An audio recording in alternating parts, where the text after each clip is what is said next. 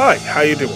My name's Ryko, and today we'll be covering the first of the 4 new bosses in Towerfall Dark World, the Wretched Seer. Of the 4 bosses, this one is easily my least favorite. He's not the most difficult, but there are some weird occurrences that can cause a pretty predictable fight to go completely haywire. Hopefully, this video helps you make sense of this eyesore. For the purposes of this video, I'll be showing off the legendary or most difficult version of the boss. I'll let you know how this version differs from the friendlier modes. The Wretched Seer is just a giant eye with a spiked shield that rotates or revolves and covers half of its body. The shield's revolution switches direction given a small amount of time, and if the spikes are any indication, jumping or landing into this shield will spell instant death. The Seer's eye can be jumped onto to deal damage, but it's honestly not worth the risk. Instead, you can just shoot arrows up towards the Seer when the shield's rotation leaves an opening. It's worth noting that the Seer will immediately move and rotate in the direction that the arrow came from. So if you shoot up at it, it moves up, left, or right, same deal. But the one thing to note is that if you fire an arrow up and it hits the apex of its arc before connecting with the boss, this counts as the arrow moving down, and will rotate the shield and move the boss accordingly. Offensively, this boss only has 2 attacks.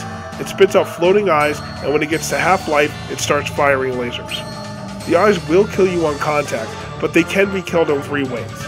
You can fire arrows at them, jump on them, or dodge into them.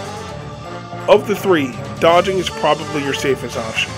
Arrows don't lock onto the eyeballs or they would block your shots, and dodging into the eye at the very least allows you to determine the lateral direction you're going to go when you bounce off of it.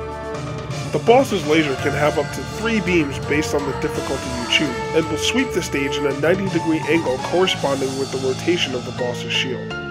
Shooting the boss in the opposite direction so it spins back is the main method to keep the laser from hitting you, but you can also slow down and mitigate the range of the laser's sweep by even hitting the boss's shield with your arrows. Lastly, you can dodge through the laser if you find yourself cornered, but this should only ever be done as a last-ditch effort when you're out of other options.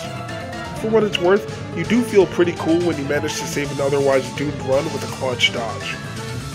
In terms of variations, the main thing to note is that in Legendary mode, the Dark Miasma will come in from the sides once the boss hits around 40% health. If you manage to stay in the middle, it shouldn't ever be a factor. Lastly, there are soft platforms that rotate around the boss as well and also alternate direction.